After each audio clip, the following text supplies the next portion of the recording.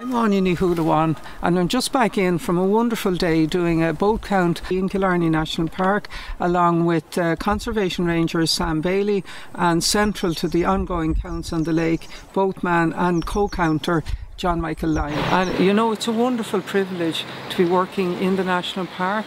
The rangers are so open and welcoming, and the management, they've always been very supportive, starting back with Dan Kelleher and Paddy O'Leary. I first came to the park in 1974 and then was working on contract here from 76 to 82, and my supervisor suggested to me that I link together my work as a freshwater biologist looking at the lake water quality with my great interest in wildlife ecology and management, and so that's how I started doing the waterfowl counts along with Papa Lynch, and that whole project was started by Professor John Bracknell, Zoology Department, UCD.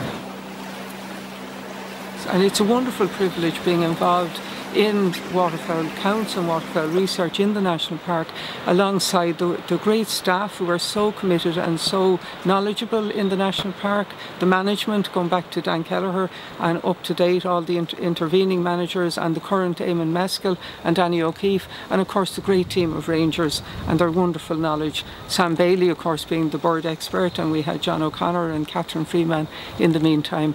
And it's great having a long series of data. It's fairly unique in the country as well, going from 82 up to date, and that's because of the commitment of the rangers and they being so open and welcoming. For me to come down and continue as a volunteer is just a wonderful privilege and a great thing. And you know, it's great to be out in nature and in such a beautiful place and with so many different ecosystems and such great wildlife in the area.